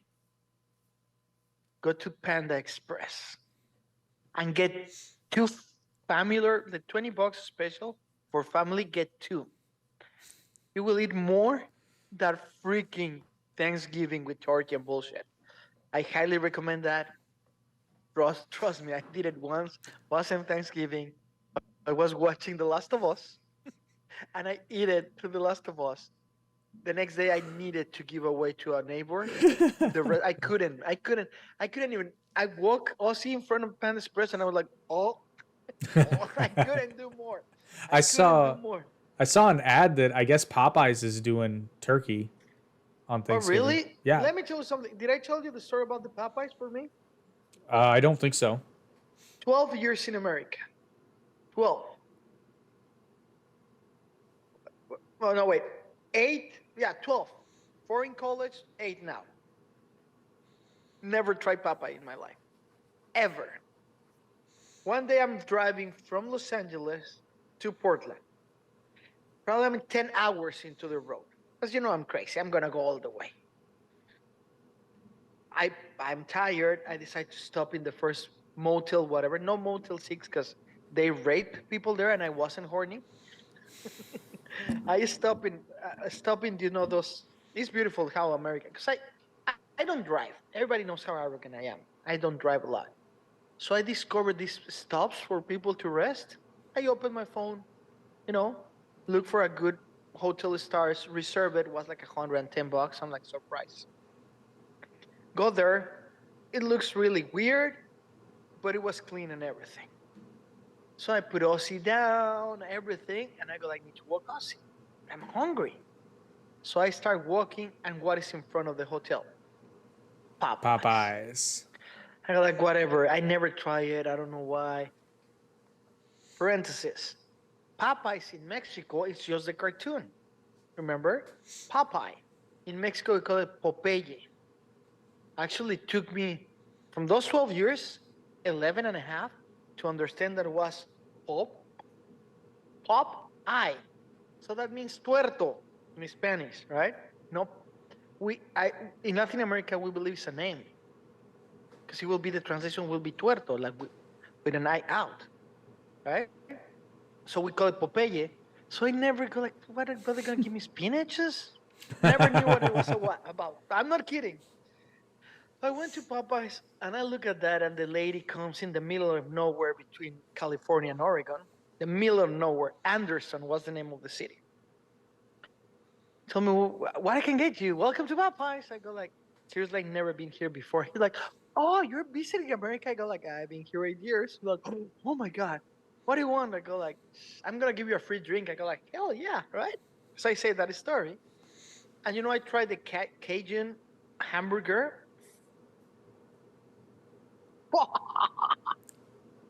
It's fantastic. It's it's really good. Whoever that never tried it, believe me. And when you buy it, you're gonna listen to your brain saying "Thank you, Virus Box." Mm-hmm. It's fantastic. And she gave me a drink that was really awful, but it was free, so I don't care. Went back to the hotel, and I'm eating. And I'm like, why I didn't eat? Bought three. It was like fantastic, man. So I forgot about it. Time passes. I'm in Bellingham, and I'm craving something. I don't know what I want. And the only thing close to the spa that I go to relax is a Popeyes. And I call and they deliver it to me through DoorDash. Ooh, you don't know how good it is to wake up, have a massage, play a little paddle tennis, swim in the ocean cold, look the beautiful sunset, eating Popeyes. I can Perfect. feel the heartburn. No, that doesn't. I'm Latino. That doesn't feel Valid. like Valid. like an. So I don't know why we're talking about Popeyes. I don't know. Oh, because they're doing turkey on a. They're doing turkey. So yeah, really good Popeyes thing. For all the people that care, Aussie doesn't have fleece anymore. I'm running out of things to talk about. But yeah. It sounds like it's not, recommendation time. oh yeah, you always gotta remind me, bro. If not, I can just talk because I'm talking to my friend. Recommendation one. I got one. The new video from Again and Forever is part of a trilogy of his animated. The second video is gonna drop. Already dropped this second part. The first video is torn. You can watch it in our. The third one is all the things you say, and the fourth one it's a 5-part. How you call it? 5-part? Tetralogy? Quintet? The decalogy? Pentology. Deca is 6, right? I Yeah, thought so I'm Deck gonna make was 6 10. because shit, that's a lot. Well, I'm gonna make a decalogy. I just decided. There you go. Okay. Well, 4 are ready, and last night was a weird night, and I want to share this with you. I couldn't sleep, Jake. It was 9 p.m. I'm alone, and like Green Day said in the hidden track of Dookie, I was alone. I was all of myself. No one was looking. I was thinking of you. Sorry. Have you heard that song, by the way? Yeah. So I just start editing a video, and suddenly I'm talking to Japan. I'm coordinating a camera in Japan. I put the camera in the apartment of my friend. I'm directing him online. And I wake up at 9:30, but I finish at 9:30 in the morning without sleeping anything, with a 10-minute music video for all the things you said. Oh. You guys gonna 10-minute video. You people gonna love it. If you don't care about the music, I don't care. But we do little short films for every movie, and it's pretty cool because, as you know, and I mentioned before, this new album is called Chronicles of a Serial Killer, and it's just reimagining songs because we're killing the old versions. Don't get crazy on me. We're just killing the old versions. But every video is a different story of a serial killer or a murder involved. So it's really good. I hope you people like it. It's gonna be out in a couple of weeks.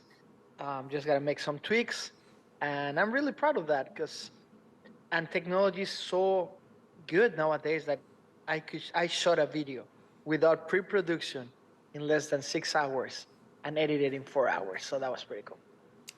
I love technology. So, in keeping with my usual shtick, all of my recommendations are themed to at least something we talked about. So, the first one, movie. We touched on it before, but I'm going to highly recommend everyone watch The Producers in honor of our theater talk. It's just hilarious. If you're a Mel Brooks fan, you've probably already seen it, but just do yourself a favor and watch it, and you can learn to do the Guten Tag Hopklop. Wow. Yep. Do you want to do another one? Oh, yeah. Or I have another one. Okay. So go ahead. You go ahead. I was gonna say my next one is in keeping with the Latino wave that is permeating through American pop culture, and brought. I think he's going to be a big star. He's already a pretty big star, but I think he's going to become a big star as Zola Maridueña. And his breakout role was Miguel Diaz in Cobra Kai. If you have not watched Cobra Kai yet, and it was announced, I just saw today they're making a new Karate Kid movie, and it's going to have Ralph Macchio and Jackie Chan in it, and theoretically, the cast of Cobra Kai. That would be awesome, dude. Well, hopefully they don't leave it away, but hopefully they don't. I think it's a new remake. Yeah, I think it's the thing. Hopefully not, because I think it's the same people that were behind Cobra Kai, and there were rumors that they were going to cap the series with a movie, so we'll see. But anyway, Zolo is extremely talented, and he's got everything he needs, and he's only going to get better, I think. Yeah, I'm with you, but by the way, his name is pronounced Cholo. What is it? Cholo. Cholo, yeah. It's a diminutive of Cholo Squinkly. Ah, okay. Cholo. Well, you know. Americans... shut up? Yeah. Cholo. Americans pronounce it Zolo. I know, but I'm just saying, he's not Han Solo. That's what I'm saying. Nobody can have that name, okay? So it's like Sholo. There you go. You say it perfect. Cholo. Not Cholo. Yeah. Cholo like Latino, but Cholo. Yeah. Yeah. I'm gonna say because of Puff Daddy, get him to the Greek. What a fantastic, funny movie. If you haven't watched it, it's a side story from Forgetting Sarah Marshall. So we see Aldous Snow. If I could born again and be a rock star, I will be Aldous Snow. I wouldn't be Axl Rose. I wouldn't be Robert Plant. That'd be Aldous Snow. It's an amazing movie, so that's my recommendation, my funny recommendation. I know it's an oldie. My last recommendation, if I may. Funny enough, everybody says that when you're talking about a lot of things, your phone recognizes that. Well, it recognized it perfectly because in Hulu, they just released a TV series, of the history of the world too. And oh my God, I don't know. Congratulations. I don't know how I do that. But oh my God. So funny, so good. You gotta watch it. I don't know if you watch it, Jake, but it's on my list. Laugh a lot. You're gonna laugh a lot, man. Yeah. I really think that you need to put it up of your list because you're gonna laugh a lot. It's funny, it's stupid, but it's got good actors and it's funny. Excellent. I will. And so for my last one, the weird category, also in reference to talking about Puff Daddy, is so I know you know who Andrew Tate is. Do you ever watch his reality show, Tate Confidential? No, actually, no. I didn't know that existed. It does. He's been doing it for years. It's now exclusively on Rumble. It used to be on YouTube. And dude, when I tell you, and here's the funny thing, they produce it themselves. Like obviously they've hired people to, but in the early days, he has a lot of money to do things. Well, but in the early days, it was basically just them going around with the camera, and his cousin was actually the one who was, shooting and editing the thing. But it's these guys should have a network television show because it is entertaining beyond all reasoning. It's legitimately funny. And if you watch it, you don't believe the allegations that are leveled against them. It gotta be really hard for him knowing that the only thing that will separate him from everyone is the one that is separating him from success as society. I never got anything. I don't like the guy, not for the allegations, because he's an alpha. I believe I'm an alpha, so everything. When I see him talking, I'm like, but I don't think the allegations. They just needed to cool him down, so he shut the fuck up a little bit, and that's it. He's not leaving Romania, so he's house arrest in Romania still, right? He's no longer on house arrest per se, but he is not allowed to leave Bucharest. The country. Yeah. Yeah. Well, the Bucharest, not the country. Bucharest. Yeah. He's not allowed to leave the city. You know what? You remind me. I'm gonna recommend something else to the people. Now you remind me. You know who the Ball family are? The Mm-mm. basketball. Okay, it's this guy that opened a brand called Three Ball, and two of his three sons played the NBA. Two of them, the oldest one was in UCLA, Lonzo Ball, and now he plays in the Chicago Bulls as a starter. He's not a.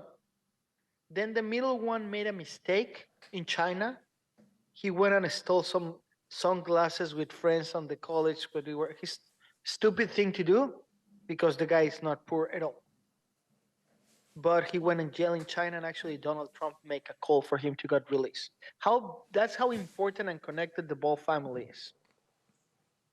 And the youngest one, Melo Ball, he's the starter from the Charlotte Hornets, the point guard, and he shoots 3 points, let's say, from everywhere. It's really good. They're really good, and they make a reality show how they got to the NBA, and it was, believe it or not, people, believe it or not, Jake, Facebook has a TV channel Mhm. called Facebook TV. That was the first reality show that they released. It was like 4 years old.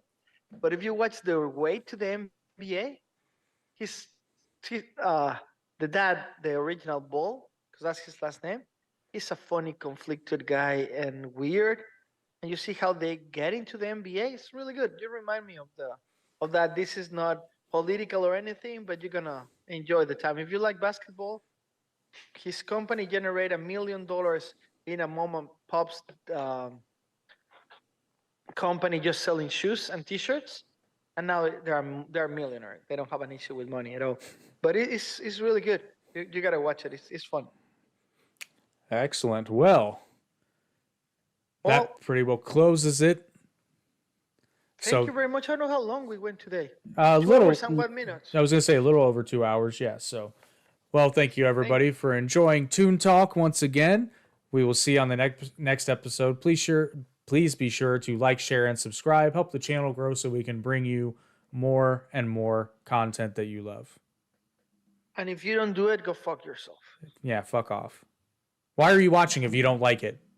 Why are Yeah, you here? They know me. They know that it's my way to say I love you. It's the way I communicate my love, like this generation says. That's my words of affirmation. My words. Thank you, everyone. Have a good one.